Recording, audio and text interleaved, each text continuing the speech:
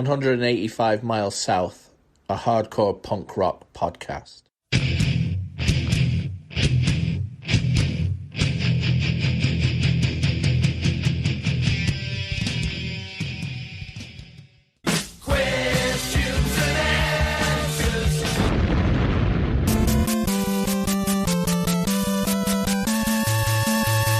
In this corner, the challenger, fighting out of the hard corner.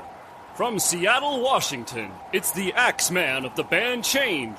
It is the mighty, mighty Positive Christopher Chris.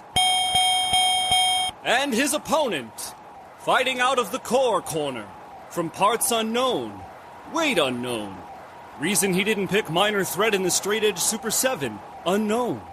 It is the reigning, defending, undisputed 185 miles south trivia champion of the world, Daniel, these questions are too easy, Sant.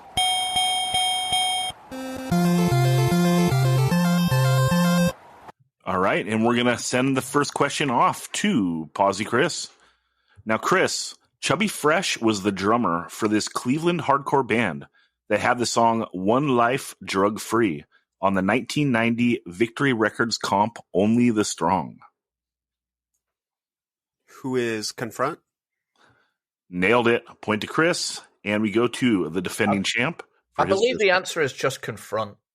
True, but who is fine. Shout out to Alex Trebek. Rest in peace, dog. Yeah, rest in peace. What a ledge. All right, so we go to Dan. Minus 1 point for already cutting in on me. But one of the two animals... Okay, here's the question. Shit. Oh. All right, here's the question. One of the two animals featured on the intro for the 185 miles south head-to-head segment. Also, the singer of the great Northwest hardcore band Change.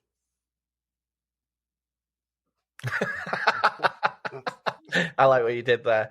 It's a ram. A point to the champ. All right, and we go to Posi Chris for his Aram? No, that's how everyone mispronounces his name.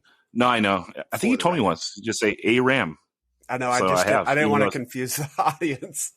No, I know. It's harder to say. Time to see him. But if someone says how to say their name, fucking say it right, dude. God, it's not that hard. All right, let's see here. Chris, hold on. Question number 2. I got a trivia for you guys.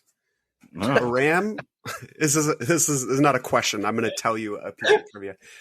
So Aram was once in a punk band called Aram and the Sheepherders.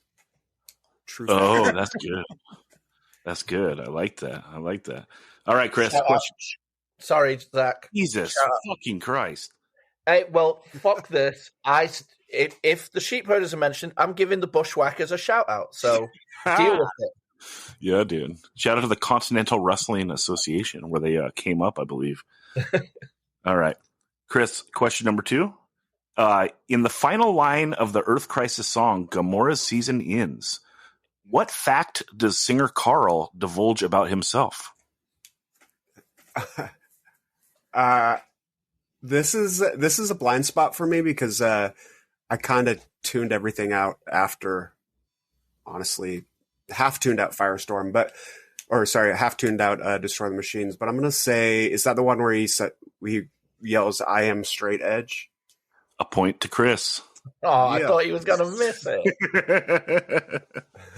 All right, we go to Dan for question number 2. Dan, this band was named after an ill repute LP and was one of the most notable bands of the bandana thrash subgenre in the late 90s and early 2000s. The drummer is a LARPer who is also a poor record reviewer. Yeah, he's a terrible record reviewer, but he is in the band What Happens Next. A point to the champ. All right, we go to Chris, and I know, Chris, you're not a years person, and you told me, and so now I think I boned you, but all right. Here we go. Chris, question number 3. The Growing Stronger compilation 7-inch comes out on Teamwork Records in what year? 90.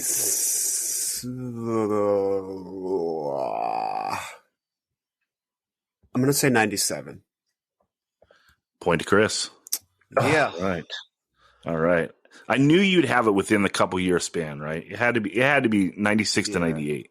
Yeah, right? the thing I was worried about with that one is like that comp definitely like embodies like that 97 movement, but I worried if maybe it came out just ahead of it. But Right. All right, well, Dan, we go to you, and you've been warned that you're getting these questions, so no sympathy. Oh no! What is Bridge 9 Records number 1? Tenfold. Ben, we go to Ben for. Tenfold. God, it's Justin from what's his name's band. Split. It's a tenfold split with. God, what band? It's a long band name. Fucking hell! Pressure. Not yet. Come on. God, what? It's not Where Fear and Weapons Meet, but it's something like that. Oh fucking my! A, Ben. He's dancing on it. Oh, this is killing me. I can't take this pressure. Too many things I'm doing great. Too much in it, too many never pressure.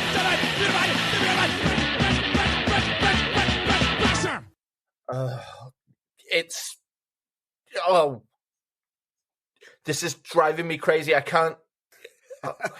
Something about nuclear weapons. 6'2". What you gonna do? Dan, you're so close. We'll give you 5 seconds, Stan, and then Chris is gonna get a chance to answer the question.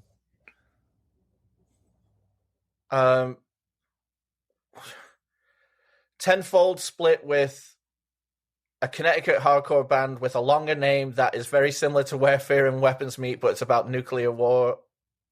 That's my answer. All right, 6'2". Chris. 6'2". What you gonna do? We send it to Chris for the steal. is it Sum of All Fears? Steal for Oh. You know what's funny? Oh. Dan got me halfway there. Like I was thinking it was either The Trust or Proclamation. I know those are probably. Hey, look, the kid on Punk Bites either has a green mohawk or a blue mohawk. Yeah. Oh my god! It's funny. As soon as Dan said tenfold, I'm defeated. I knew what it was. But then, by the time it was my turn, I was like, "Crap! I totally forgot it already." All right, Chris. Wolf is fucking hell! And Justin, the singer, lives in San Diego now, and he's a Devendra Bandhart kind of country rocker now. Well, you were really close, dude. So respect. But let's go to Chris for his question number 4.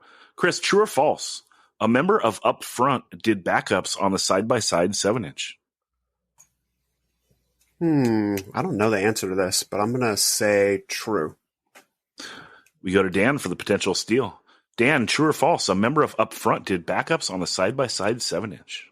I mean, everyone knows that's false. Everyone. False, but side note, Chris from Smorgasbord Records did. So it would. I was gonna say, yo, Terra Nova, what's up? They didn't invite you, bro. Yeah, man. Yep. Okay, Dan. Oh, this is right in your wheelhouse. All right. The Cinema Beer Goggles VHS tape features 2 bands who were from outside the United States. Who were they? I got to name both. Yeah. Oh no! Now I've got to go like straight up.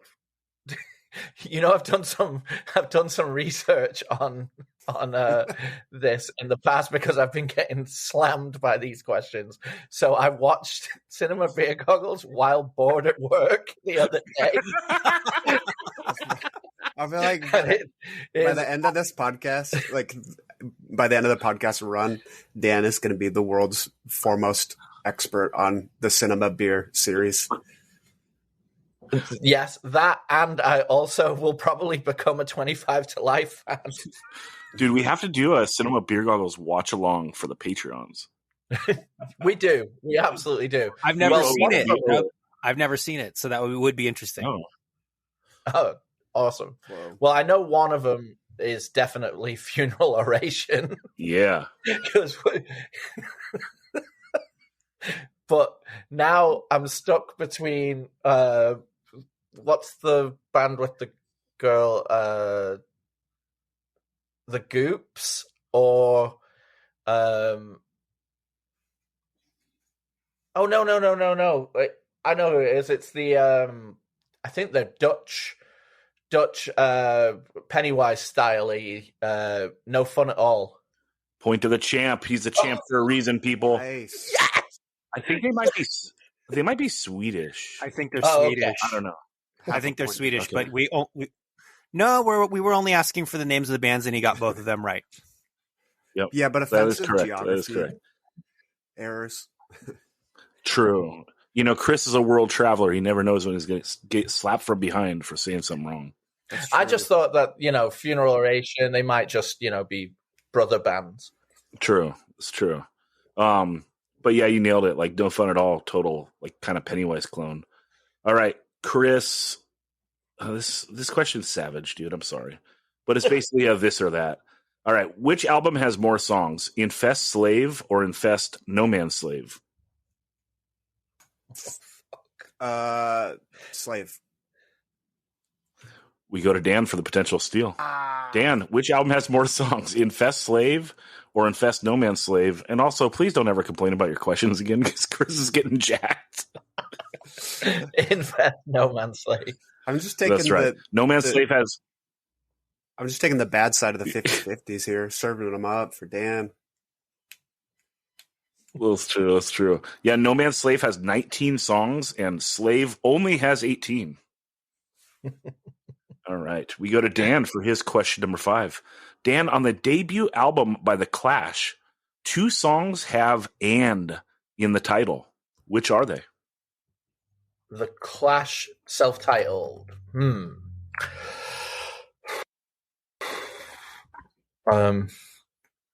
I don't think they did that yet. And people, while Dan thinks this isn't a super dickhead question, Dan asked for Clash questions.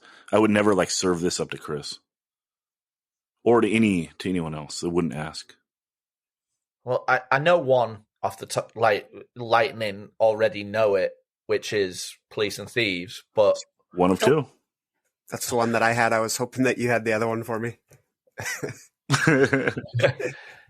I'm just going through the track list. It's like Just going through the track list on Discogs, so no big deal.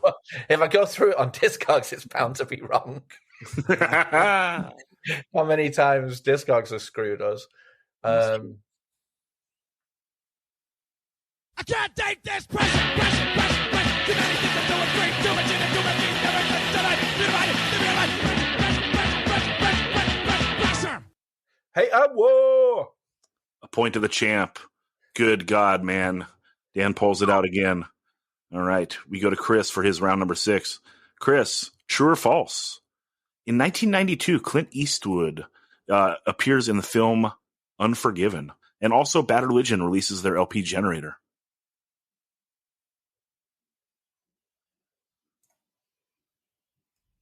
Oh man, I'm gonna serve Dan up here again, aren't I? I thought you were going Young Guns 2 here for a second. Shout out Young Gun 2 Records. Yeah. Oh man, true. Point to Posi Chris, the Yeah. man. All right, Dan. You we flip go a to coin your. enough times, eventually. That's Tails right. never That's fails. right.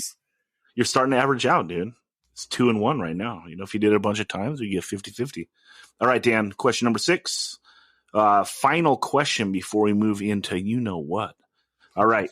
Before joining Madball, Hoya played in this band whose demos got re-released on 12-inch format in 2017. Demise.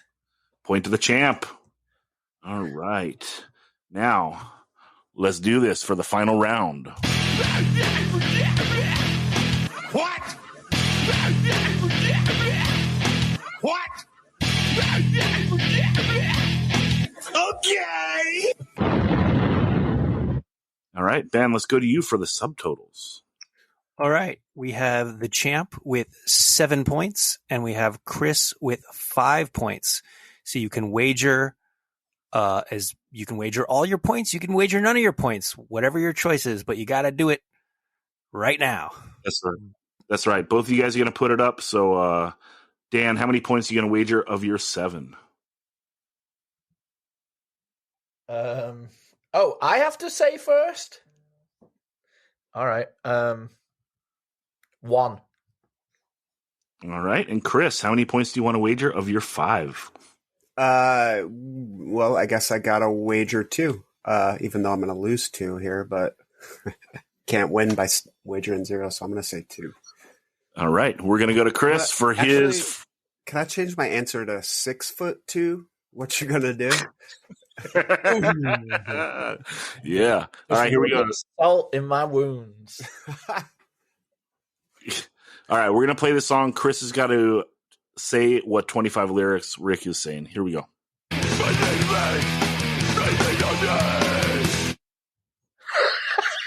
Clearly, he's saying, you're pushing me.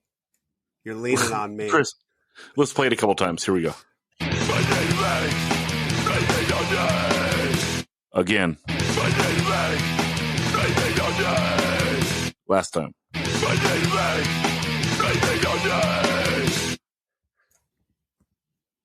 I don't know if you have the wrong answer, but clearly he's saying, pushing me, leaning on me. I don't know what the lyric sheet says. But... No. Dan, do you know this one? I think Chris is right with the pushing. You're pushing me. No, he says, mush you in the face, my respect I'll take. All right, everyone sing along. Mush you in the face, my respect I'll take. Boom. The first he part doesn't say the word respect at all. Yeah, the first part you can kind of hear it, but then the second part, there's no way. All right, Dan, let's go to you for yours. It is the green button. Let's do this.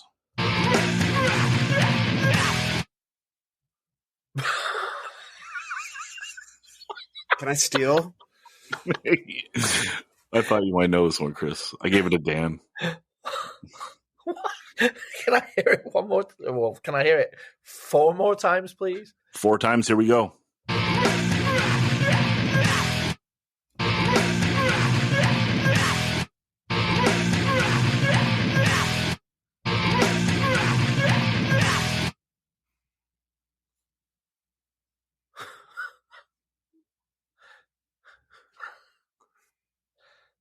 One more time.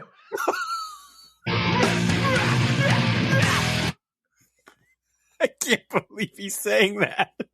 I think I know what it is. Can I try to? Can I steal it for no points? At least take a. And I look back. Dan enters with "and I look back." Dan, you got to do your homework. You could even just watch the VHS. I know. I recognize the song from the '94 doc. It's wise to the game. I gave you the softball, dude. Ah. But, Chris, would you have gotten that? Yes. That is the one line I would have gotten of any. I mean, when I hear it, I'm like, no, there's no way he's saying that. But then my memory says, you know what? He is saying that. All right. Well, everybody sing along. And let's go to Bedge for the final score. All right. Well, Dan had 7 points. He wagered 1. He did not get the audio portion of the trivia correct because no one has ever gotten it correct, which means 7 minus 1 is 6. He ends with 6 points. Chris had 5 points. He wagered 2. He didn't get it right. What a huge shocker. He ends up with 3 points. So Dan remains the champion. A 6-3 victory for the champ Daniel Sant. All right, respect. If I would have wagered 3, then it would have been 6-2. 6 on 2. Oh my god! Brilliant tie-in, dude. God. Really brilliant tie-in. Missed that one. What a callback! Yeah. Way to go, dude. What's up, everyone? This week on the pod, we are talking hardcore. Helping out, you know him, you love him. He is the best dressed man on the pod. He is Daniel Sant. What's up, Dan? Lights are flashing, cars are crashing. It's getting frequent now. Also helping out, it is Ben Merlis, a.k.a. Ben Edge, a.k.a. Bedge. What's up, Ben? What's going on? And rounding us out, it is the mighty, mighty Posi Chris. What's up, Chris? Burned by the flames. Yeah, man. I love it. All right, this week we wanted to do another episode about talking about some records, new or old, that we want to give shine to. But to start this off before we go, I wanted to finally talk about the Turnstile record. I think the dust is settled, and we didn't address it back when it came out. It lit the internet afire. You know, they've done some mainstream things now, and in my opinion, have knocked it out of the park. And I just wanted to kind of address this record. Chris, you've spoken on it a couple times, chosen tracks by it, and so forth. What do you think? First off, where do you think this record lands, like in their catalog, and how do you think like the overall response to it has been? Man, I feel like we're getting back into the trivia territory. Let's see. I guess let me back up a little bit. I mean, what do you say about like the biggest hardcore band in the world? I think it's awesome what they're doing. Love to see it. Like, you know, people talk, like I've seen people talk about like, you know, their appearances on, you know, late night shows and stuff like that. And talking about how like rising tide lifts all boats for hardcore, which I totally agree with. But like, you know, regardless of all that, like this is a band that's busting their asses. They're being creative. They're doing cool things and they're getting the shine that they deserve. So like, I mean, first and foremost, all that rising tide stuff aside, like good for them because they deserve it. This record, I love it start to finish. You know, on first listen, I liked it. There were songs that I kind of could have done without, like some of the more jammy parts or like some of the more like 80s Miami Vice soundtrack kind of parts, or like the 50s surf doo-wop parts. Like, you know, I didn't hate it, but I was like, this will probably be a skipper. And I definitely didn't like it as much as I liked the previous record. But it grew on me and I love it all now. You know, I ride for it all.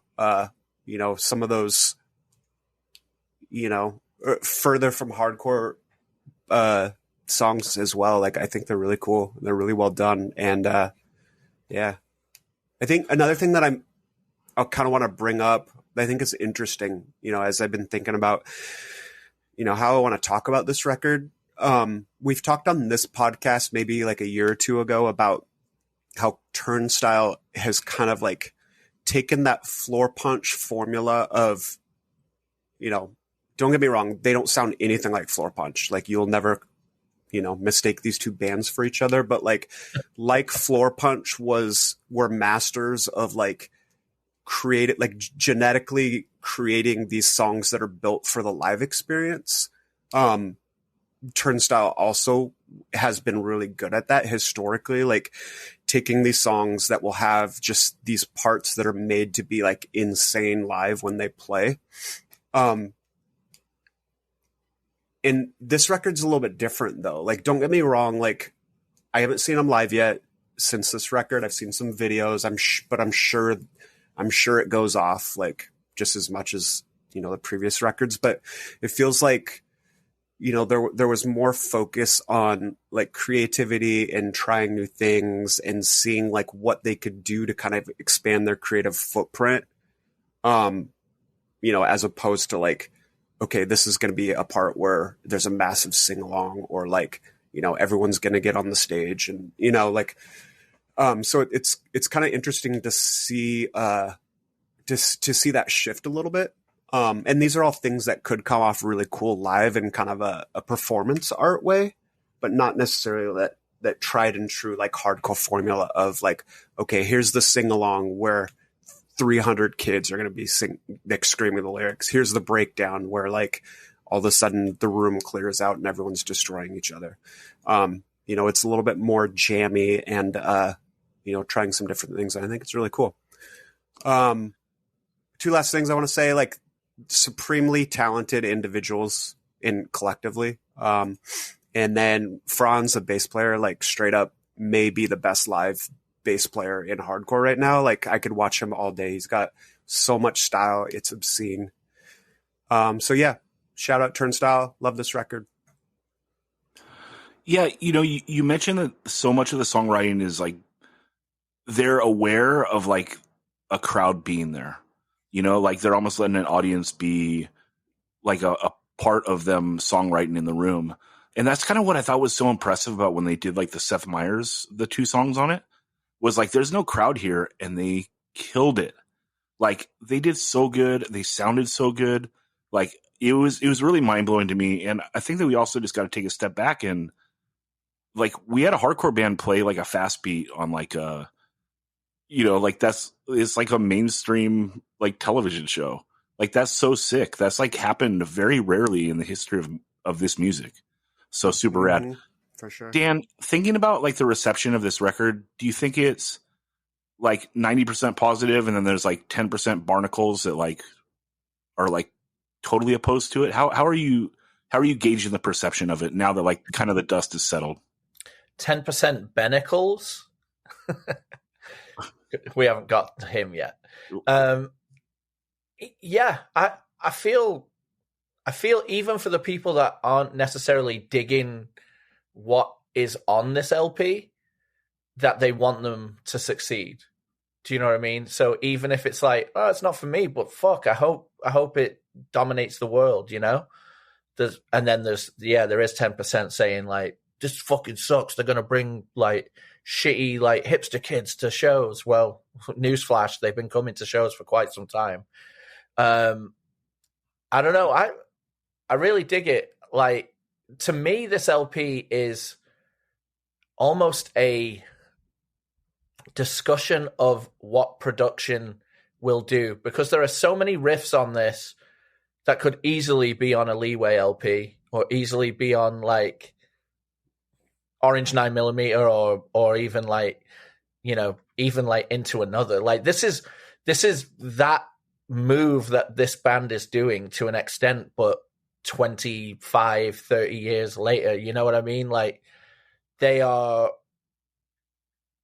taking hardcore and then pushing to a new realm with it, but taking on a production that takes these songs into a realm that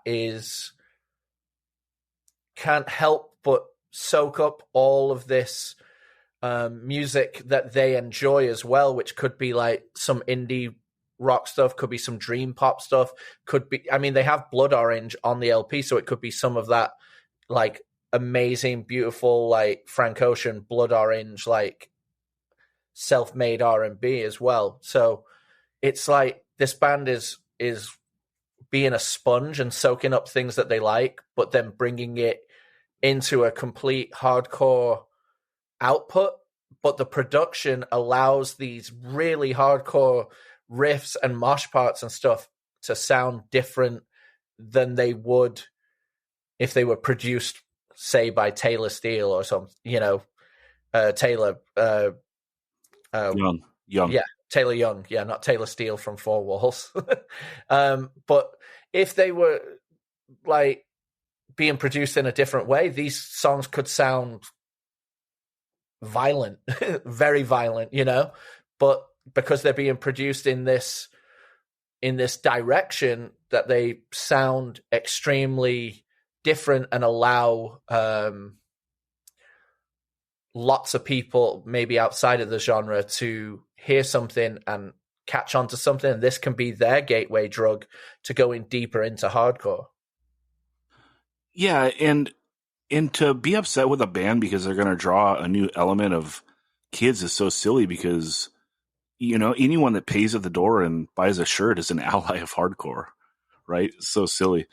Chris, you alluded a little bit to this band taking a lot of risks on this record musically. They really get down with some various outside instruments and also play with some programmed drums and so forth.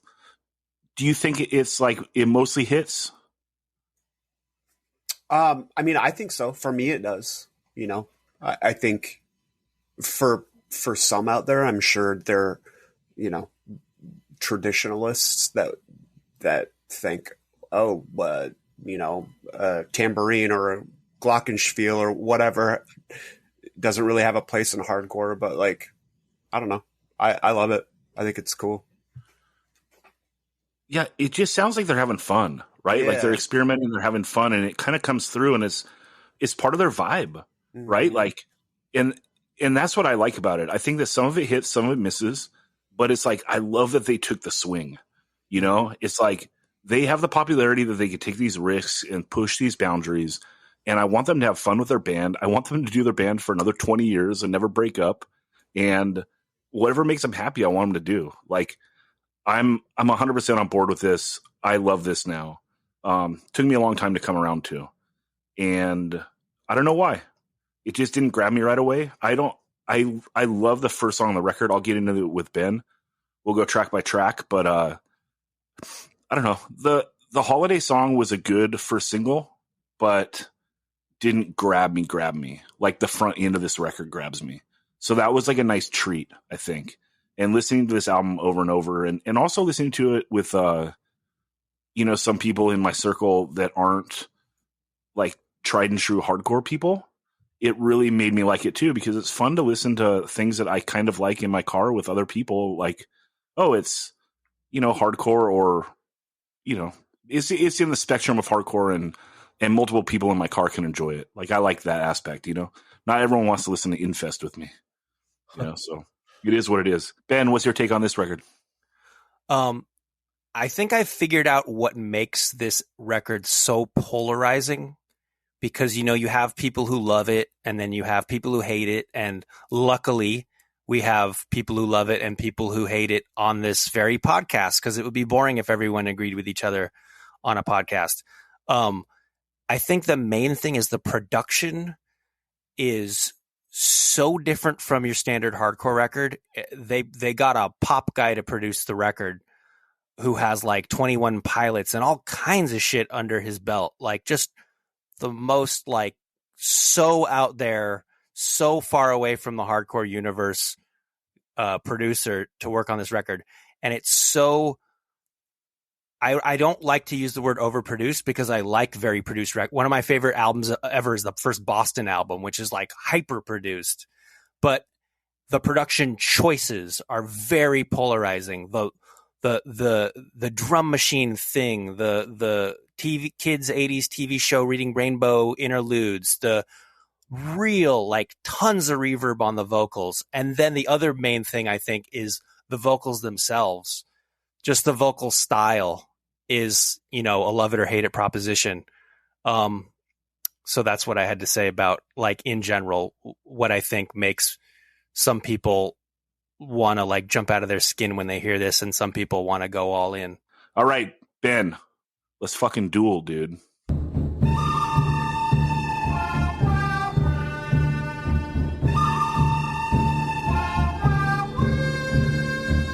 Track 1, Mystery.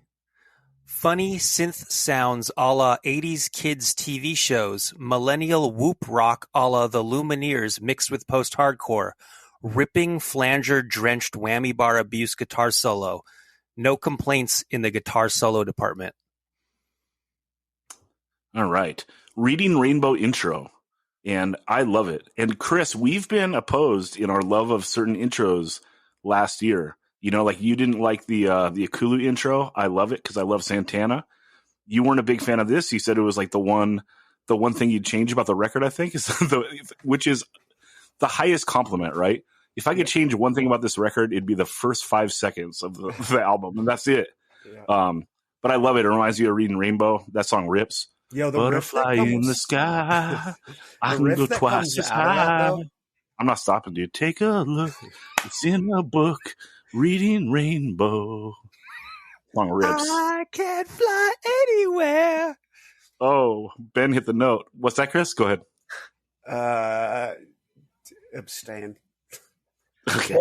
I was going to say, like, coming out of that little Reading Rainbow part, the riff, like the guitar riff on the intro, is so sick. And it's only 4 chords. Like, it's pretty simple, but it's a great riff. And like the vocals, come in and do it, like bounce over that in like such a cool way that adds another dimension. This is just a great example of like the musicianship from these gentlemen.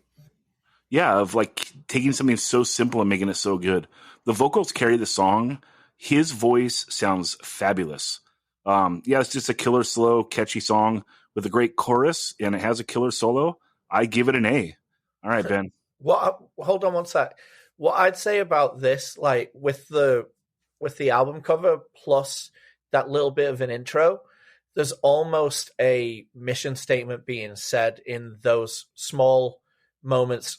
In addition to the album cover, it's very, dreamy, ethereal, like it's giving you that. But then that riff comes in, and it's like, newsflash, we're still hardcore.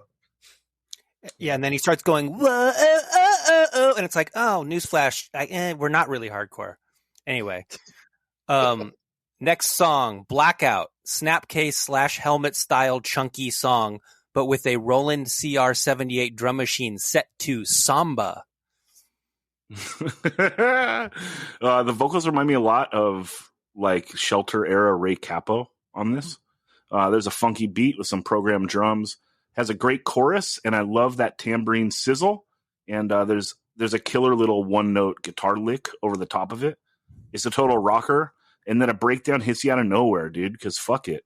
Give this song an A also. So 2 A's in a row. Ben, don't play. Fast, hardcore intro suddenly going into Helmet plays Bossa Nova. Fast part, then mid-tempo with a nice piano part. I give it an A. Underwater Boy, song about Stu's brother and how he's going to swim from the Nard to Japan for animal rights. This. Oh my God.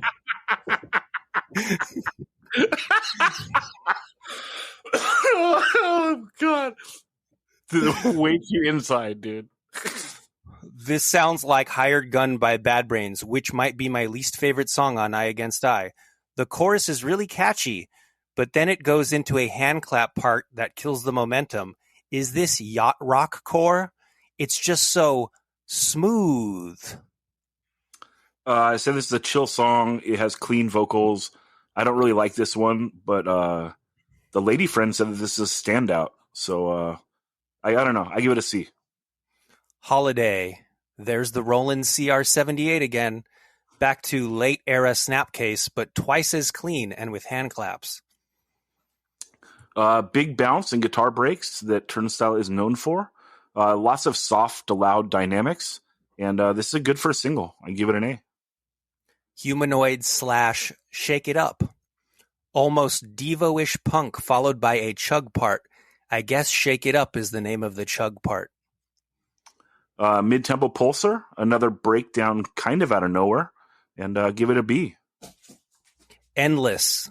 Pretty standard sounding punk, but with highly processed pop radio style vocals and a breakdown at the end. This is like a good slow fast song and good breakdown at the end. Another A. Fly Again. Distant piano intro, then a reignition sounding chunk part with pop singer vocals doing a take on the Delphonics. Didn't I blow your mind this time? Didn't I?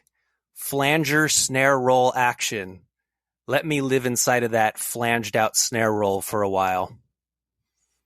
How poetic, dude. I love it. Slow guitar breaky verses. Again, like a Turnstile tried and true trope.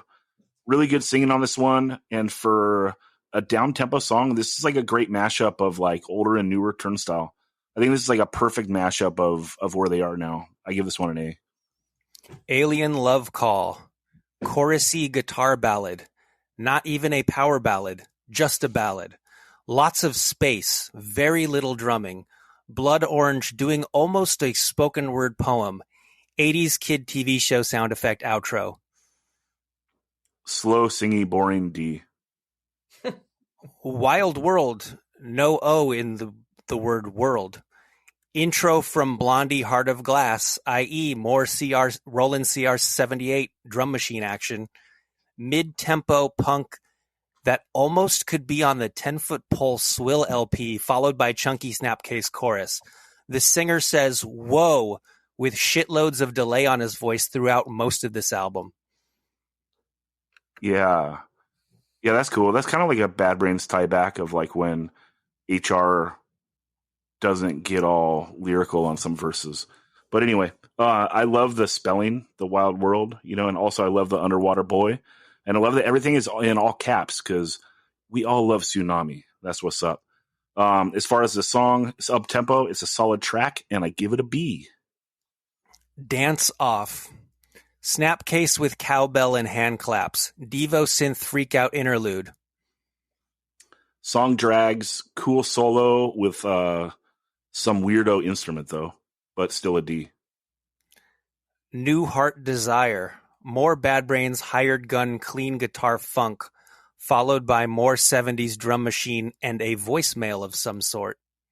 I think this is a cool weirdo song. I dig this one a lot. Sounds like you could jam it at a luau party. Give it an A. TLC. Turnstile Love Connection. Fast hardcore verses with mid-tempo choruses and a breakdown. And that same drum machine. Lyrics are a riff on Sly and the Family Stone, "Thank you for letting me be myself." Not much else message-wise that I can extract. Fast Rager, A. Okay. No Surprise. Ethereal synthesizer distant vocal interlude. Interlude, C. Lonely Desires with a Z. Really good mid-tempo punk with Blood Orange's vocals that sound like they're processed through 15 kinds of reverb. Dreamy arpeggiated synth comes in.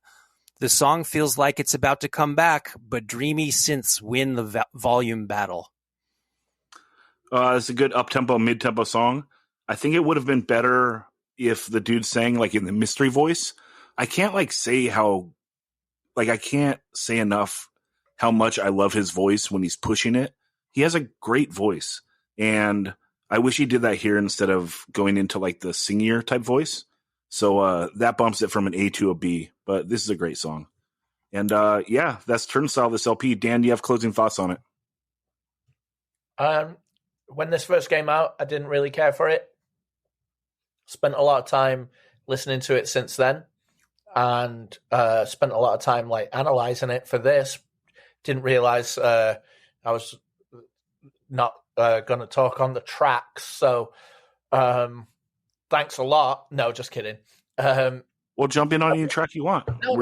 I think you guys did great. I really like it now. I'm not going to listen to it tons compared to lots of other things that are, tickling my fancy. But what I will say is watch the Tiny Desk concert that they do for NPR, and it'll just show you like it's a talented band that the two bands that come out of Trapped Under Ice are really pushing boundaries in two different ways. They're really just smashing down like demarcation. Like what Turnstile's doing is very much like what we saw in the mid 90s, early 90s even. Like, and it's so fitting that they're on Roadrunner too, which is a label that swooped up many hardcore bands pushing things further and trying for that differentiation or big success. Whereas Angel Dust are even treading different boards, but both the bands came out of like one of the biggest like moshing hardcore bands, and then they're taking those elements and then just flipping them on the head. And I'm absolutely here for musicians not just being boring and putting out a blueprint of their last LP again and again and again. So maximum respect to Turnstile, and if they can go into corners of the world that has never heard hardcore and fly the flag with such energy and such absolute like positivity. Hats off to them, and I wish them all the best. Yeah, you know what you want to see, dude. We want to see a Turnstile Change tour. What's up?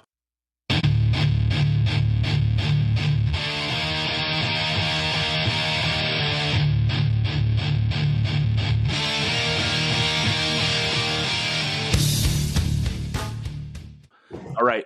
This week, we all chose a record that we want to give shine to. It can be old. It can be new. And Dan, you chose something from, it actually came out in December of 2019. Go ahead and jump into it and let's chat it up. Okay. The LP/EP, you could guess it's 8 songs, but it plays like an LP, I feel. It's No Sense, No Feeling by High Vis. High Vis is a London band, but has a Liverpudlian singer from England. They play, I would say, it's post-punk, yet it's hardcore, yet it's something a little bit different as well. A little bit Manchester, well, maybe not quite Manchester. Here, I will describe what I feel the band sounds like. It's like if hardcore kids were playing music like Warsaw right when they were turning into Joy Division. Also a bit of the Chameleons, a bit of Echo and the Bunnymen. And then even on the last song, New Asbestos, it's just like in Spiral Carpet, so it kind of comes all the way around to like being mid-90s, like melancholy Manchester stuff. But all the time, you know, being core and having that driving, like stomping, like core parts to it. Like the first song, Choose to Lose, it opens with a 2-step part that you think you're going to smash someone through a wall to. And then right when it's building up, it goes into like a full-on Chameleons, Echo and the Bunnymen part. And the way Graham, the singer, delivers vocals, I feel is almost like picket line yelling at the police, but as vocals. You know, like it's delivered in such an amazing way. It's like, you know, being on strike, yelling at the police, but that's how his vocals come across on the more yelly parts, because they're more like, it's more like you can imagine every line delivered with a pointed finger at you, like has a bit of like when Angelic Upstarts or you know, some of those oi bands tried to do the more musical style records later on. Has a little bit of a vibe like that too. But yeah, the first song, Choose to Lose, is just amazing. Next song, Walking Wires, just as incredible.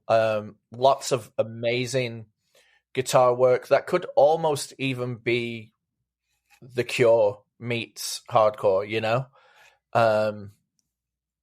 The song The Bastard Inside is such a powerful song. It's dealing with mental health, talking about that negative voice inside that's never giving you your due to do anything. Very familiar with this. Those dark moments where you just talk to yourself like you're a piece of shit. Like this song really does that. But then the song goes further, and then there's this beautiful uplifting part where you think it's almost a musical response to like, no, you can't keep, you know, good spirit down. But then the chorus comes back in to smash you back into place. Yeah, these songs are amazing. Voices, Altitude, like I can't recommend this enough to people. And then the last song, New Asbestos, like that song, it really does to me sound like in Spiral Carpets if they were a hardcore band. It's so good, and I absolutely love listening to this and hearing Graham's vocals because they are very much extremely scouse. and it works really well over this, especially the post-punk parts, because it cuts through like so fucking hard. So when the guitars are really doing the post-punk thing and like picking and using the guitar effects, while the rhythm section is giving you that hardcore like under or post-punk / hardcore like driving along parts, and you've got him like, I choose to lose, like over the top. It like cuts through and it just gives you such, I don't know. It shows the lyrics and the thought behind these songs of being absolutely working class, like powerful songs, dealing with things that are not being talked about enough in society. And what's, it's a ton of working class pride. And then on top of it, the band name High Vis, so every road worker in England and every like construction worker and all of that, they all wear these high visibility vests. And it's almost like when you go into a Greg's or something like that, people with high vis on, that they're working men. And it's almost a claiming of that, but also it's a nod to the Manchester like rave stuff where everyone was wearing day glow, crazy stuff like back then. So I love the band name as well, that it's high vis because it's talking about like road workers and all of that, but it's also a nod to some of the musical stuff that they tap into a little bit, which is, like some Stone Roses, some, as well as like the stuff that came before, just right before Manchester, which is like Chameleons and Joy Division, etc. But it's very much, you can see the bands that this band loves on their sleeve, and I love those bands and I love this band. Yeah, I dig this. My palette for this stuff is not very big, so I got like a lot of like wipers off it. It sounds very wipersy, and a lot of that is just in the guitar tone, like the way that Greg Sage, he had like a very good left hand, and this guy does as well. I really enjoyed listening to this. It's a cool listen. I do wish they cut it up a tad bit more. I think that Voices song, when they bring it a little more up tempo, it cuts up the album so nicely. And if they just had like one more song like that, I think the record would have a little bit better flow. Although, like, I'm not trying to knock this record at all. I really enjoyed it. It's superb songwriting. Everything about it is pretty great. Just when that Voices song comes on, it's like, oh yeah, like this is tight. Like they're really cutting this up. And I wish there was a little bit more of that. Ben, what's your take on this? It's like a cool sounding Joy Division-y gothy punk record. So there's like lots of chorus and delay on the guitars. And it seems like that darker Susie and the Banshees sound got reincorporated into underground punk maybe 8 or 10 years ago with bands like Arctic Flowers and Neon Piss and Diat. I'm probably pronouncing that incorrectly, and Crimson Scarlet. And it's like, just like Dan said, it's like the rhythm section is what keeps it punk, but you have the guitar and the vocals pretty much doing that Chameleons, Joy Division, post-punk type thing. And I mean, it makes sense. I mean, Joy Division started as a punk band. They were Warsaw. So it's not even like taking two completely disparate worlds and mashing them together. It's like all kind of related. And I like this stuff when I hear it, but it seldom grabs me. It's like shoegaze music where it's easy to make it sound decent, but it's hard to make it rise above the rest. Like, I've never heard a shoegaze band that didn't sound decent, but very few of them are like on the level of Ride or Lush or whatever. And like, same goes for a lot of like post-punky, kind of gothy type bands. I don't hear a standout track, but maybe it is the last song, which is New Asbestos. A pretty good record. Chris, what's your take on this? I am so glad that Dan picked this record. This is a band that I've been wanting to talk about for a while, but I didn't know if it would fly for this podcast because it's not, quote unquote hardcore or quote unquote punk. Although, I'd argue, and you guys all did already, that it is very much punk. Chris, this is more punk than the death metal record you chose. That's fair. Go on, sorry. So in absence of being able to talk about it on this podcast, I've been tweeting about them like crazy from the Change account. I've been telling, everyone who I think might dig it with pretty much 100% success rate. Like everyone that I've shared it with has been like, how have I not heard this before? This is amazing. When I sent it to a Ram, he instantly like hit up the kid booking our London show and was like, yo, can this band play, please? So, I've been building up the cult and I'm just hyped to continue to do that again here today. Somehow this flew under my radar for a while. I blame Dan for not cluing me in. But this came out in 2019. But I only checked it out maybe 5 months ago or so when I saw a friend of the pod, Mark Boardman, posting about them and about how great they are on Instagram. So was in a spot where I could check it out. I checked it out and like instantly fell in love with it. I've been listening to it nonstop since. I think a lot of the comps that you guys listed are appropriate. Even a lot of them I didn't really think about. What I wrote was a lot of like kind of Stone Roses-y parts mixed in with maybe like a touch of The Damned. Although Wipers is probably a good reference that Zach brought up. That's a good shout. Mm-hmm. There's a slight hint of maybe something like The Trouble. And then, Public Image Limited was something that kind of came up and, obviously in the vein of that post-punk, that makes sense.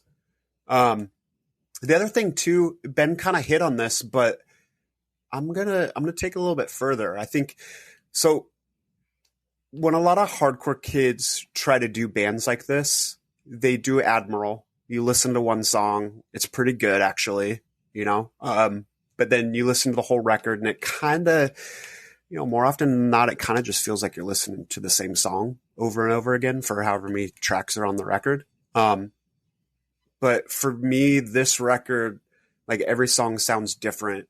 It's all them. They're not like genre jumping by any means, which may sound like contradictory given the wide range of references that we've all listed, but it's not like partcore where like one part it sounds like, one band and one part it sounds like another band. It's just like they do a really good job of meshing all these things into creating their sound. And then their sound is wide enough that it can, take you on a journey from track to track. They write really interesting songs. Where I'm going to differ from Ben is I do think that there's a lot of hits on this record. Maybe it's just because I've listened to it a bunch more.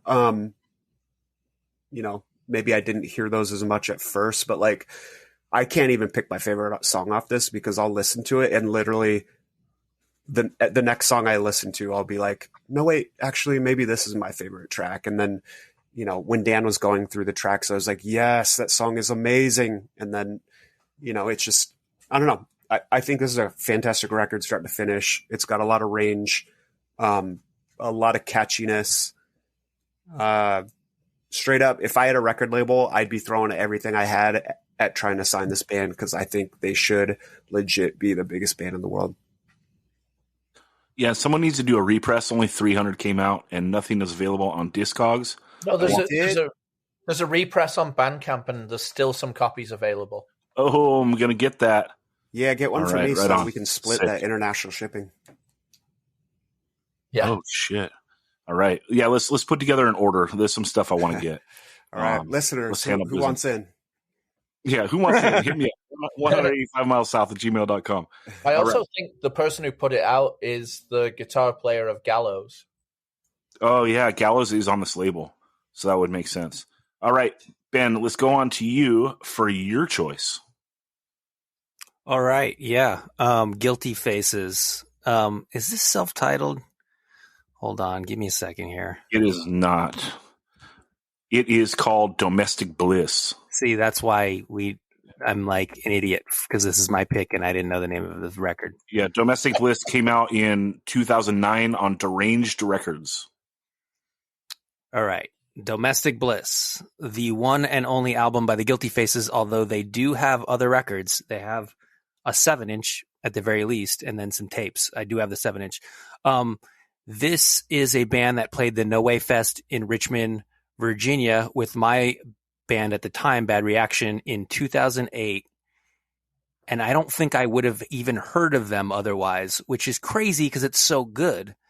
And so that whole No Way Records, Deranged Records, Sorry State Records, early 80s hardcore punk revival scene that happened in the mid to late 2000s seemed to really favor fast bands. And these guys are mostly mid-tempo. There's a few fast songs on this, but it's mostly mid-tempo. I love how the vocals are simultaneously snotty and sincere and pissed. And the melody and the lead guitar riffs really makes the band.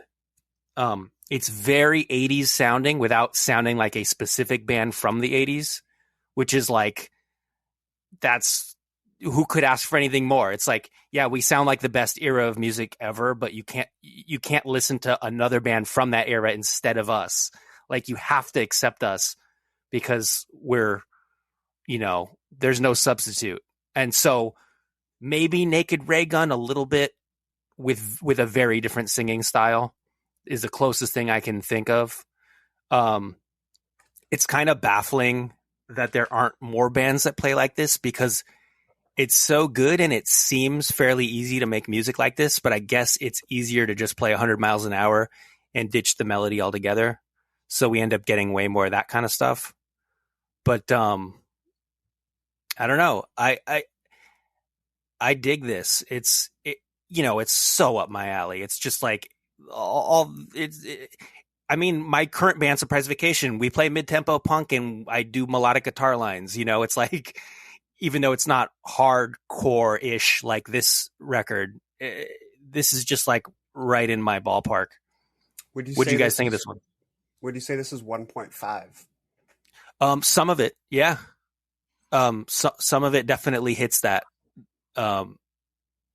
So not front to back. Yeah, because like the first song is fast. So it's hardcore. It comes fast like out the gate, and if I put this on, it's a nice palate cleanser after Turnstile and High Viz. Like, this is a hard right turn back into like straight punk. But that first song came on, and I was like, oof, like. And I had never heard of this band before, so I thought it was maybe one of Ben's friends' band. I was like, God damn, Ben's friends' band sucks. Like, this is a bummer, because everything sounds buried. It's just kind of a whatever fast song. Total skipper. But then song 2 and 3 come on, and they're just like straight up 1982 1.5 ragers, right? The dude's got a great snotty voice. There's these cool little guitar licks and leads that Ben is like referring to. And it's so tasteful. It's not overly done. The guy's not like a ADD guitarist. Like, I love that band Milk Music. I think they're from the Pacific Northwest, like from maybe 10 years ago. And that band is super cool. I love them. But like the guitarist, he's just like noodling the whole time. That's kind of like their thing. And this guy is just, he hangs back and it literally just like, I don't know. He paints like a little masterpiece with like when he comes in. These are great. This is so good. And starting from the second track, like this album just never lets up. It rages. It's a great record. And when I saw it was 2009, I was like, God damn it. Like, there's no way this band is still around. And they're definitely broken up, right, Ben? Yeah. Yeah. So that just sucks because like this really is an outstanding band and an outstanding record. And it's just one of those things that sucks because it's like, it came out over 10 years ago. They broke up and it's like, oh, it's cool music, but like, should I give a fuck? I don't know. Like, there's only so much time in the day to listen to stuff. And I kind of want to invest myself in bands I can see and support that are still going, or I listen to a lot of old stuff. So it's kind of like one of those heartbreaking punk moments of like when you're older because you have so much in your catalog that you want to listen to, and then you hear something like this that's like so good, but it's just like, when am I ever going to find the time to ever listen to this again? I don't know. You know what you do? You take tracks 2 and 3, which I agree are the standout tracks, Glass Bullets and No Point at All, and you break, because this is on Spotify. You break those out and you put those on like do you have like a playlist that's just like random shit playlist? I have one of those. Yeah, yeah. Just do that, and then you'll be listening to those 2 songs like a lot. I mean, it's better than never revisiting this again.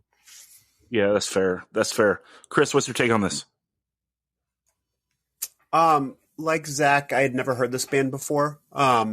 I was going to chalk it up to it coming out in 2009 when I was in college and super focused on studies, and then, the local scene, not really leaving Seattle. But the fact that Ben said he probably never would have heard about it if he wasn't out there makes me feel a little bit better. Discogs says that this is members of Career Suicide, but that can't be the Career Suicide, right? Because they were a Toronto band. You know what's weird is Career Suicide, the Toronto band, also played the No Way Fest that year, and that is correct. It is a different Career Suicide. How random is that? Like, weird. I guess that's a kind of a name that was in the ether at the time. Yeah, this band is from Connecticut, correct? Yeah, and I think if you gave me 1,000 guesses, I would not have guessed that this band was from Connecticut, which, at this point shouldn't surprise me. But, with the rise of like the internet kind of killing off regional sound. But yeah, this sounds like a Southern California, hardcore band, punk band.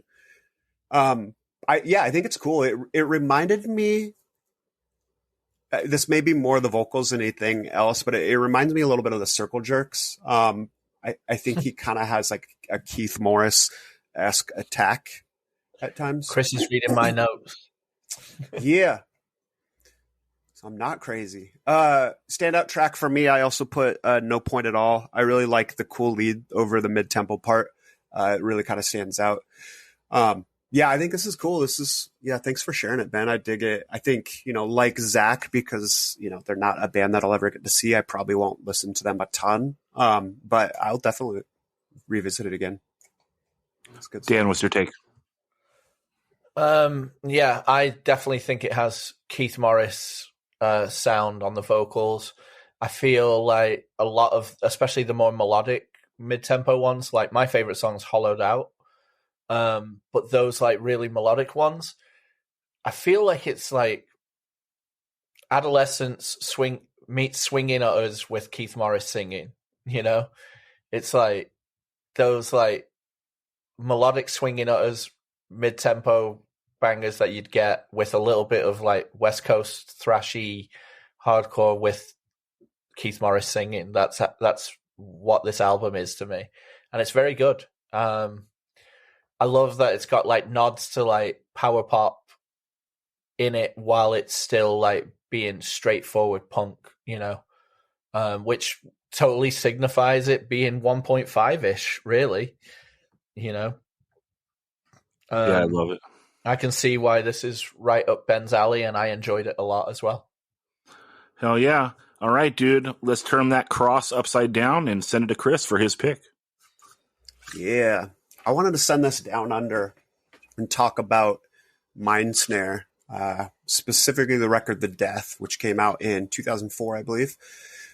This is a band that I'm pretty sure like the only people in the US that have ever heard them are like people who are in bands that have toured Australia. And if you've toured there, you probably played with them. They probably absolutely blew you away live. So when we were there, it was 2004. They were on the last show of the tour. Like everywhere we went, kids were saying the last show is going to be sick. Like Mind Snare's the greatest band in the world, right? I even had some kids playing it for me, and I thought it was cool. I didn't really get it until I saw them live, and then once I did, I agree, they're brilliant. So I listen to some crossover, but I don't listen a ton of thrash metal. I don't listen to any death metal. I don't really know what to compare it to because I don't have that frame of reference. but it's heavy, it's fast, it's there's speed picking, there's crazy tempo changes, there's stop on a dime breaks. I think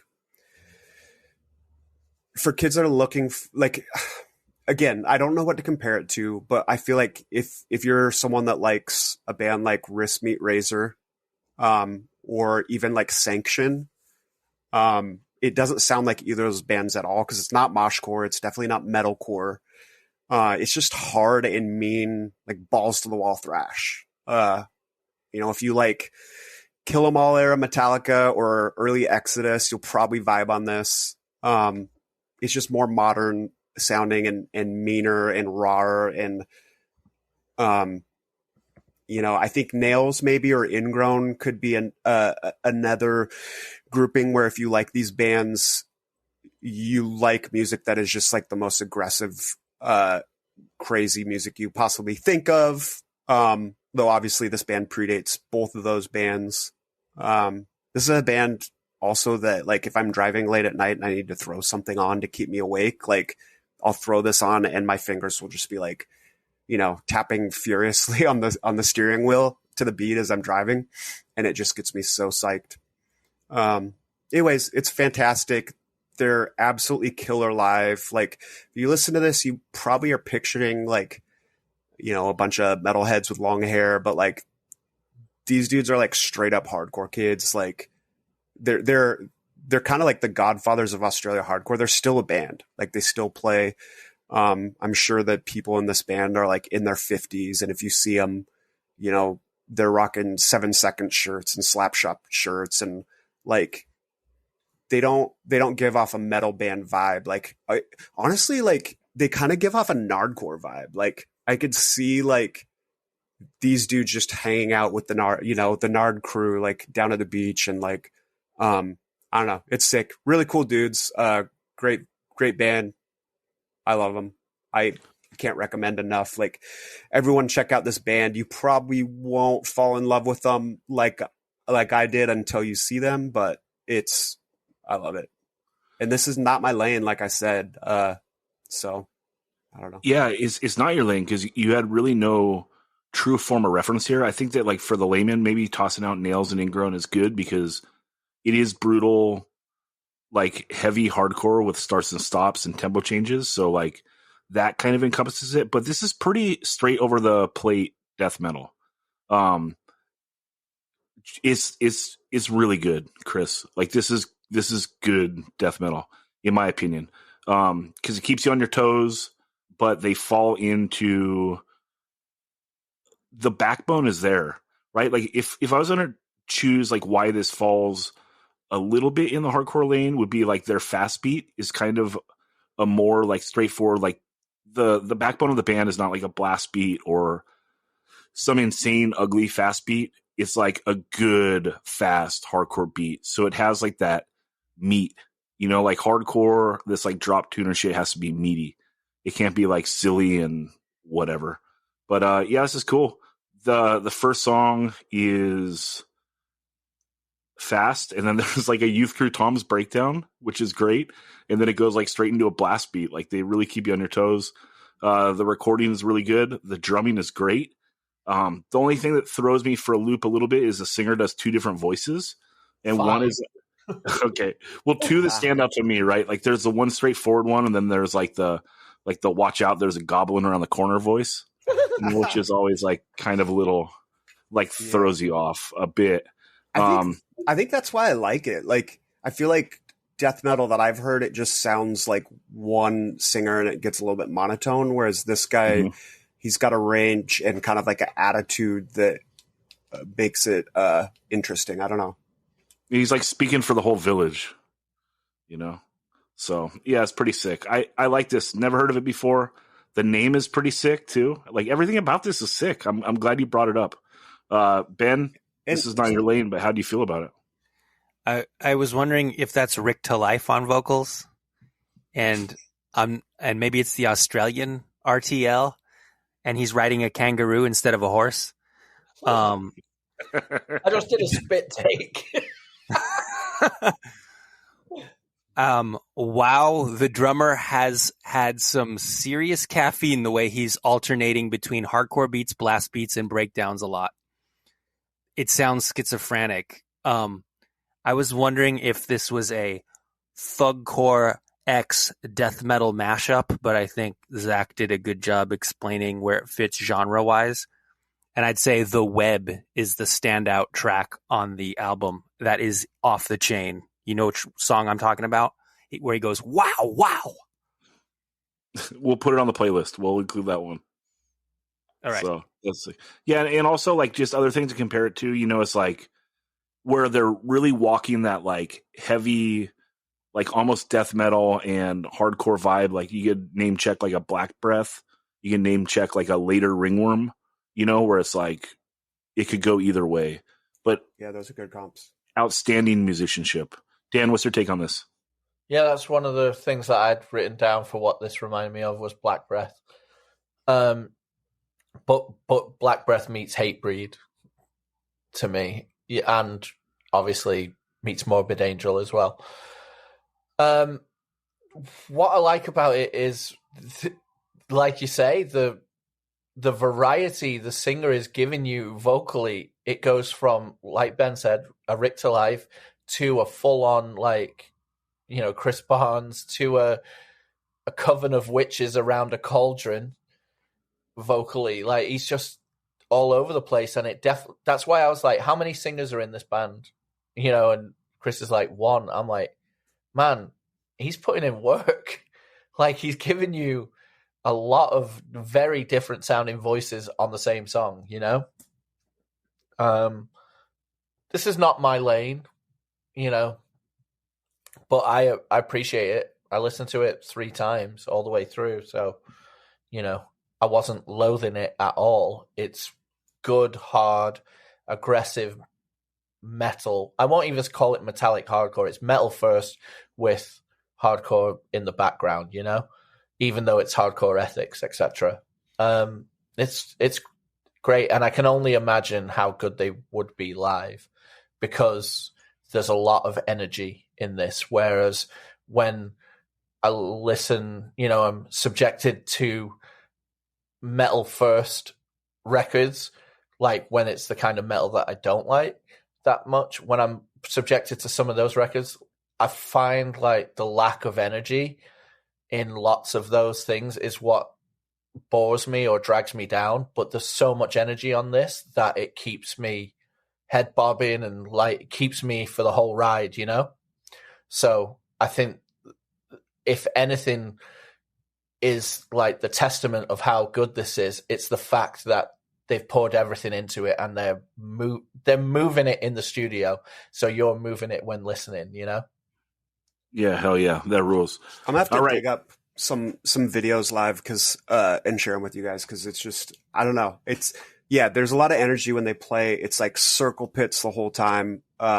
It's just, and in Australia, like, you can't overstate like how like revered this band is. Like, they're like gods there in the hardcore scene, and not like, you know, maybe in the metal scene, but like every lane of hardcore kid like looks up to these guys as like the legends, and it's pretty cool. And I will say too, like I mentioned, they're still a band. Like, they had a record that came out in 2017, which, you know, if you throw out the pandemic, that's basically like a year ago.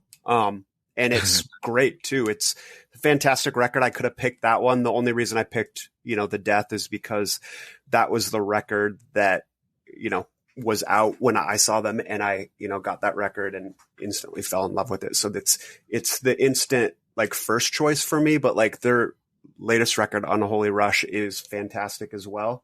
And tying it back to the 185 favorites, they have a 3-way split with Numb, who I believe is a band from Japan maybe, and Powerhouse. So this band has a split with Powerhouse, Oakland Powerhouse. Yeah, the one Powerhouse record I don't have. That would be Powerhouse. Who? Yeah, that would be Powerhouse. All right, well, that rules, Chris. I'm glad they got their due on here. So hell yeah, Mind Snare, what's up? And I can vouch for Chris. He wanted us to do the whole catalog, and I was like, man, this is too much homework. Choose a record, So Chris rides for the whole thing. He's a tried and true fan, so that rules. All right, my choice is a brand new 12-inch that just came out on Indecision Records 2020, January 2020. It is the Abrasion EP, Born to Be Betrayed.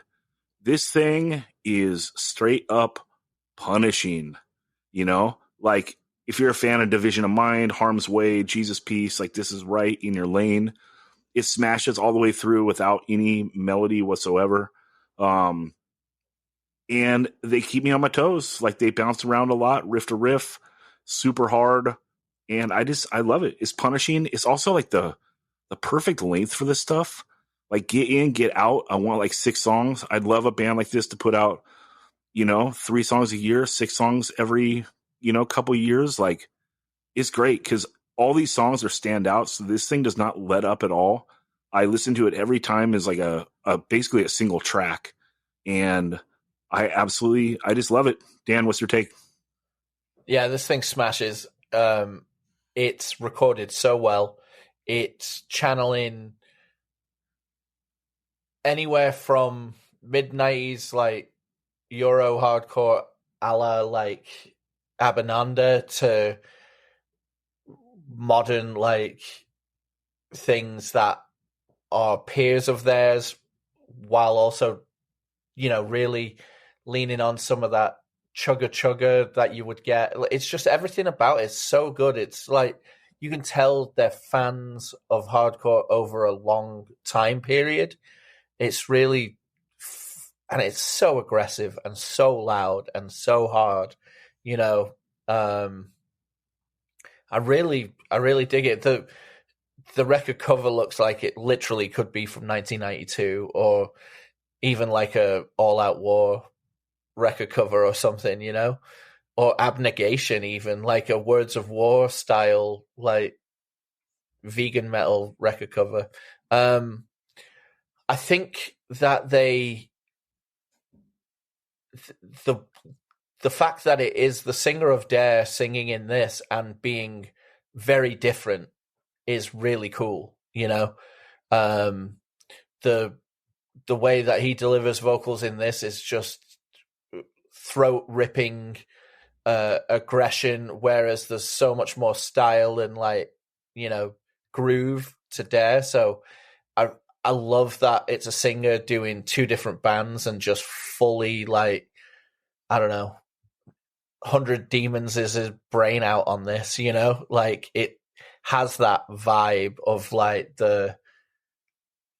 almost the evil mosh metal / metallic hardcore, and even maybe even a little bit of throwdown or something in it. I don't know. I really dig it. I'm so glad it's on Indecision.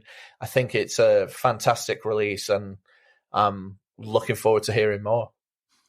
Yeah, I like that you said that it sounds loud, because it does. Yeah, like that's an interesting way to describe something, but it's true. Like, it just sounds punishing like that. Whether you listen to it loud or not, it just sounds furious.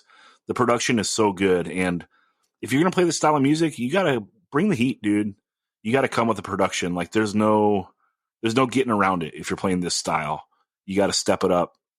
Spend the money, get a good ass recording, and this thing is stellar. Chris, what's your take on it?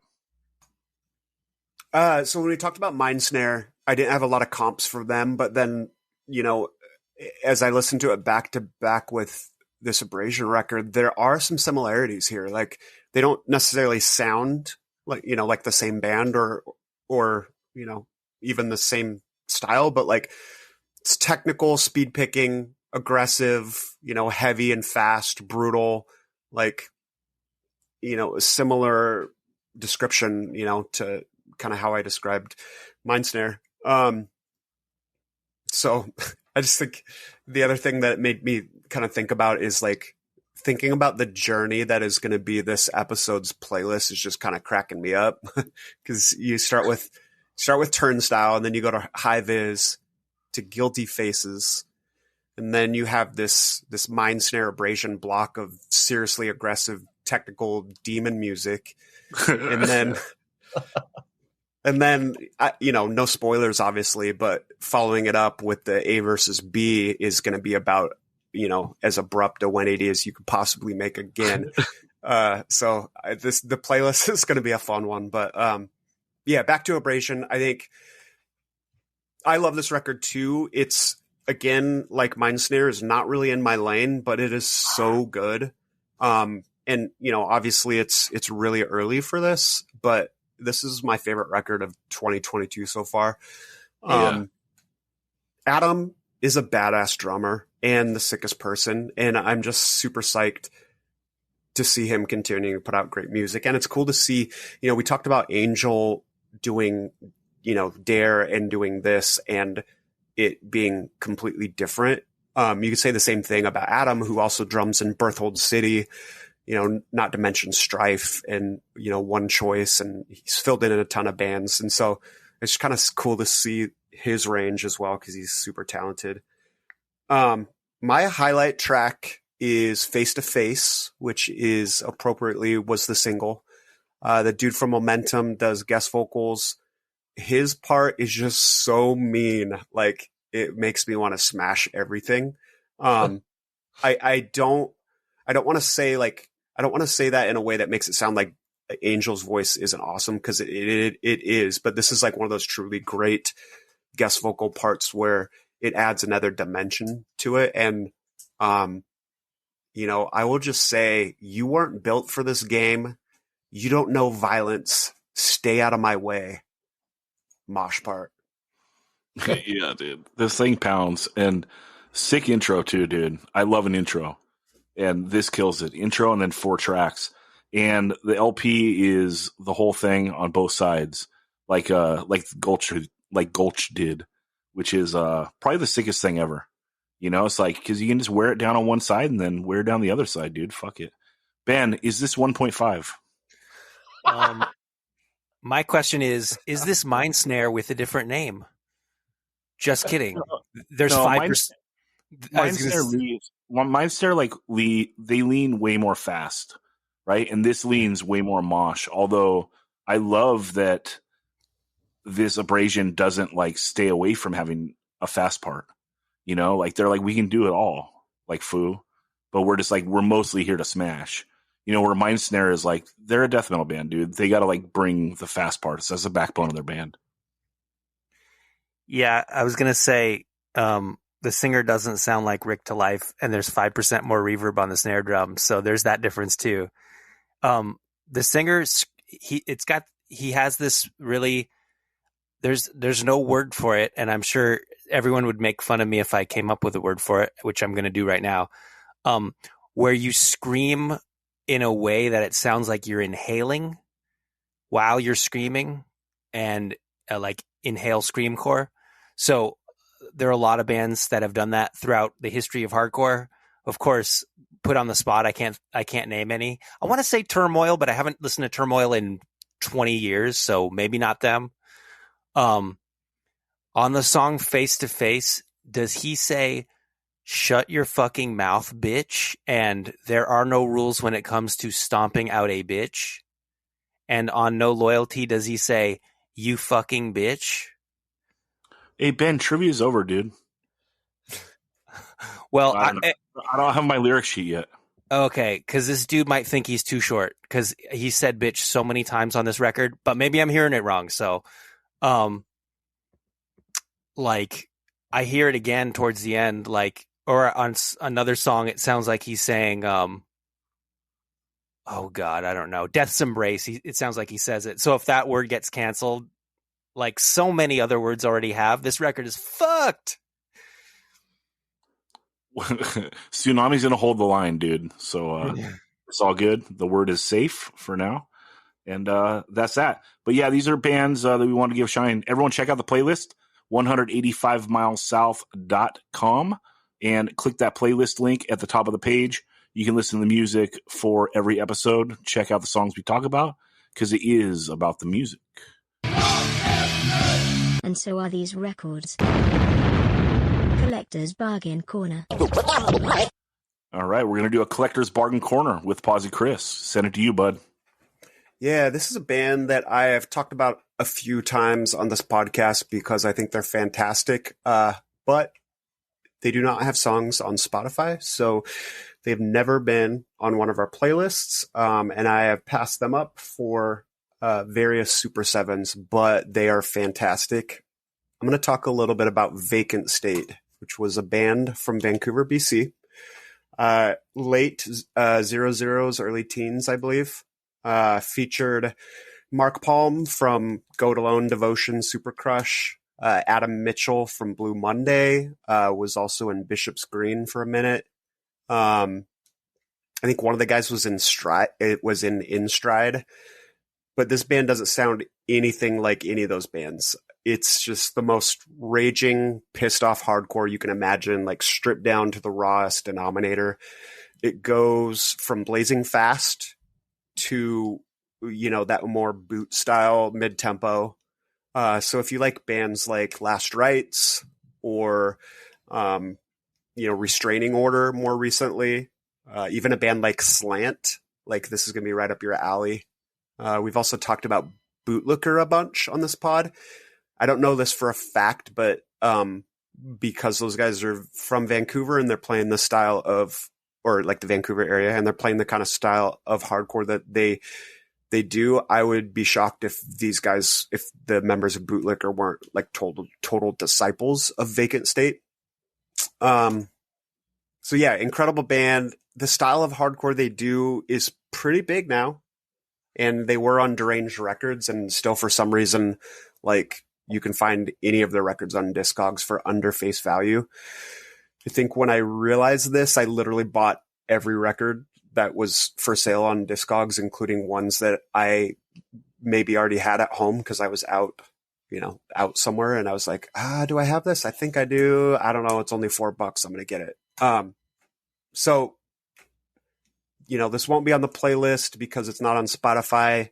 So, hit pause or, as soon as the podcast is over, go to Bandcamp, pull up their LP, Fill the Void. Like their whole catalog is great, but Fill the Void to me is like, it's the LP. It's the biggest, piece of output. I think they have 2 7-inches and like a demo that was turned into a 7-inch as well. But yeah, Fill the Void. I mean, looking at Discogs right now, there's literally one on there for $6.50 and another one for $7.99. $7.99. Yeah. So jump on Discogs, everyone. Vacant State, Fill the Void. There's one for $6.50. There's one for $7.99, and there's a bunch that are out of the United States. Also, their other records are cheap too. So this is a perfect collector's bargain corner. And like Chris said, they are not on Spotify, but they are on Bandcamp. You go to slow-death-records.bandcamp.com. Their whole collection is up there, 2009 to 2014. The LP that Chris talks about starts on track 10, Fill the Void. So check that out. And yeah.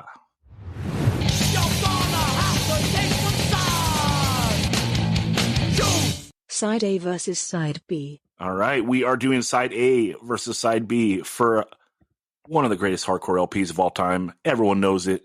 It is Gorilla Biscuits Start Today, Revelation Records. What's up? Dan, we going Side A or Side B?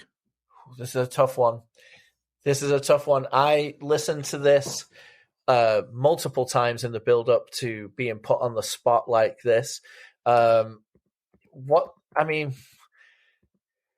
It's such a great ride all the way through, as we like to say. But what was that?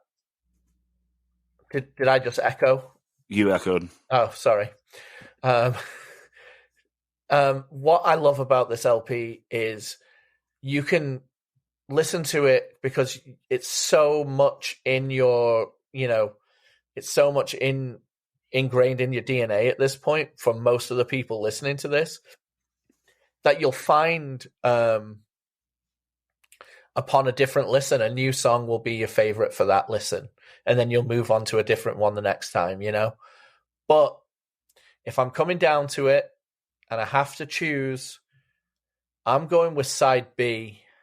You get Start Today that kicks it off. Two Sides, which is it just has some of the best it's, you know, when a vocalist goes from like being aggressive and then they do the spoken thing while the ring out's happening, and it's just there's two sides. Like I love it. First Failure is the song that, you know, is the equivalent on side A to that. I feel is forgotten. Both of them are so good, but could easily be flipped into positions. I feel I really like the positive lyrics of First Failure. Competition. Now this is my disco banger. I absolutely adore this song so much that I took it on the 1989 Super 7. Go back in the archives and listen to that. Then you got Time Flies, which also gives you the spoken like ring out part that is just absolutely epic. And then you've got Cats and Dogs, which is a very intelligent take on vegetarianism that makes, you know, a young 16-year-old edgeman like myself go, that is an interesting point. Shout out Russell Crowe. Shout out to the meme. Yeah. Now, when you look at side A, it's just chock full of amazing stuff too. But, you know, maybe I've listened to side A a little bit more. Oh God, but I'm missing that part on Degradation where it just fucking slam dunks on Nazis with the lyrical content and the way it's delivered with the smashing drums. I'm going side B. Side B for the win. This one is so hard because can I live in a world without New Direction, you know? And then Degradation, probably the greatest straightforward hardcore song on the record, if we're saying hard, you know? But Yeah. My favorite tracks on Start Today, they've always been two sides through the end. And this is a really hard side A, side B, because the only track that I don't care for on the record is Start Today. So can I live in a world without New Direction? And then do I want the one song I don't like on the record on my shit? Well, yeah, I do. Because B2 to B6 is like the apex of melodic hardcore. This is the greatest shit in the world. You know, absolutely love it. Can't live without it. These are my favorite songs from one of my favorite bands of my favorite genre. I'm side B. Ben, what's your take? Why don't you like the song Start Today? Yeah. It's just a little silly. Even in the tempo. Maybe when it's played like that. What? Maybe when it's played like that, it sounds crazy, like it's fucking Mojo Nixon doing it or something. I don't know. I don't like it. Whatever, dude. You don't gotta like everything, right? No, I agree. Totally. I just wanted to know why you didn't like it. That's all. Well, that's why. Especially since you like the fucking new Turnstile album. So this is difficult. This is difficult. Don't make me do a head-to-head on Start Today versus the new Turnstile. She'll get way too real. Oh my God. This is difficult. Keep positive. Do you want positive? Check this out. This is the most difficult side A versus side B because we're talking about a perfect album.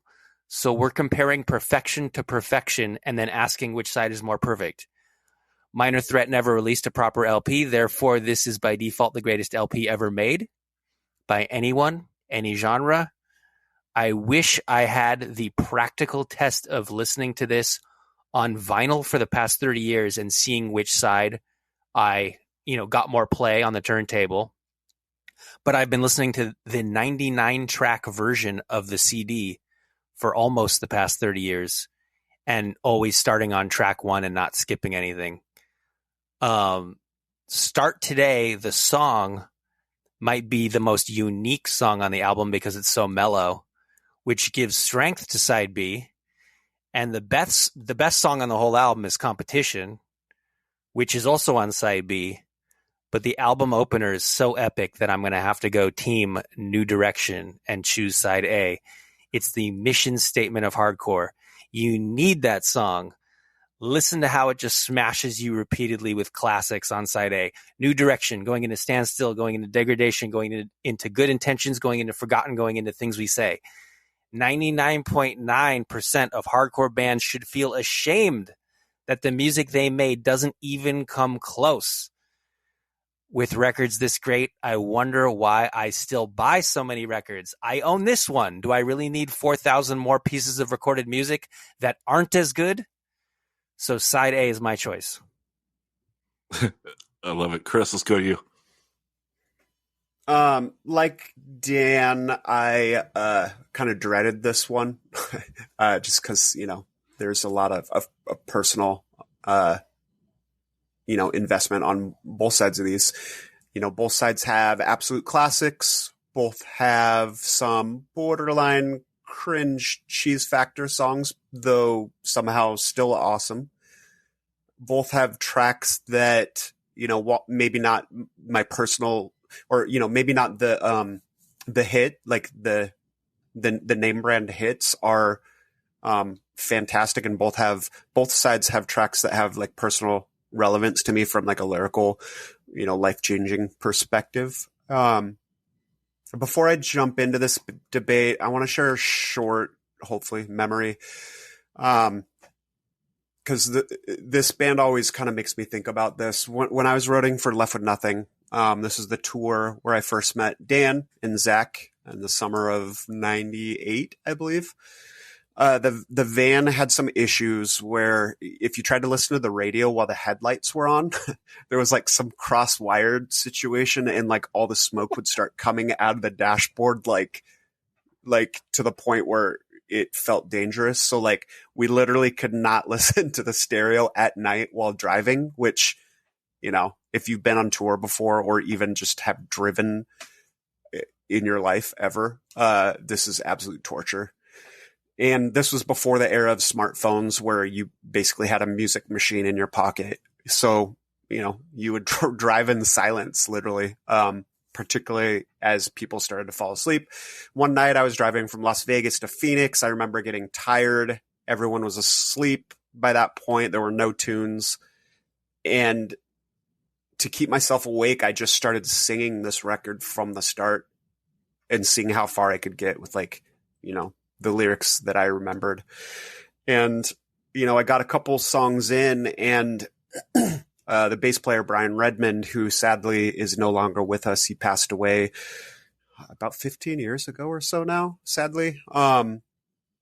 He was in shotgun. He woke up, he realized kind of what was happening and, like a good friend joined in on the sing along, this mental exercise that would keep me from driving off the road and killing us all in some godforsaken corner of Arizona desert.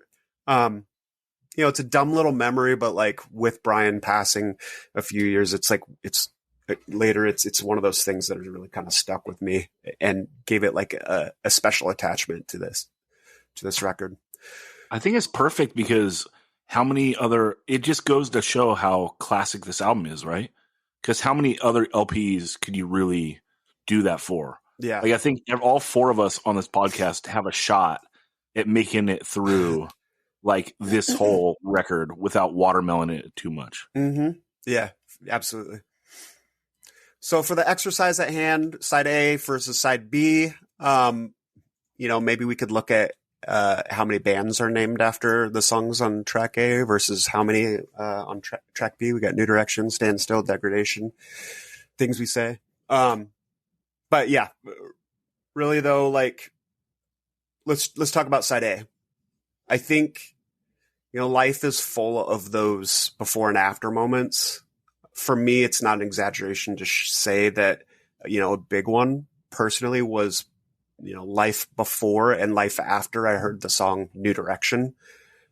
This is, as Zach likes to say, one of the best songs ever written, not just hardcore in any genre, because hardcore is the best genre. And as Ben already called out, like this song is like the mission statement for what hardcore is. And that's super sick. Degradation, anti-Nazi song, +1 point. You look like a skin, but that's where it ends is a great line. There's some cheesy lines on this one, like there are almost every track on this record. But that line is great. And there's never enough anti-Nazi songs in this world. Forgotten is an underrated track. I'm going to spend a little bit of time on Things We Say, because as cheesy as this may sound, like I remember when I heard the line, he's just a jerk, but jerks hurt too. And like the rest of the lyrics in that song, you know, I was in high school.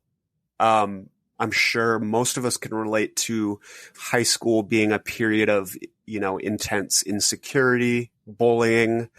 You kind of had to take a self-defense approach of like, you know, strike first before they can strike you. And this song, you know, as cheesy as it sounded, it made me think about that and like evaluate how I was interacting with people and like, why am I being aggressive towards this person in anticipation? I cannot say that word, anticipation, that they might be aggressive towards me. That's messed up, you know? And I can think of like when I heard this song, it made me think about that, and it made me try to really change how I approach interacting with others, you know, in my life. And I can think of a few examples where that actually made a tangible change of my relationship with that person, you know, where people that I was aggressive towards and were aggressive towards me became my friends because, you know, maybe they were feeling that same insecurity and that need to be on the offensive. And so when I tried to remove my mentality from that aggressive, you know, maybe they saw that and lowered their guard. And then we actually became really good friends. I can think of like a couple of times when that's happened, like specific people. And that's pretty crazy. I also echo that, Chris. Like, this song had a massive impact on me because lyrically, there's really been nothing like it to break down. Think about what you do and don't be a bully. Because the line that always stayed with me is because cutting words can ruin days. And it instantly makes you mentally go back to when you were a dick to someone, you know, and just the shame and regret that you get from those moments. Because those are, you know, there's lots of shameful moments that keep all of us up at night from when we were, you know, 12. Do you know what I mean? You want to go back and change that. Threw this kid from like 3 years ago. I can think of things from like 3 years ago where it's like, I can't believe I did or said that. Like, yeah, what was I thinking?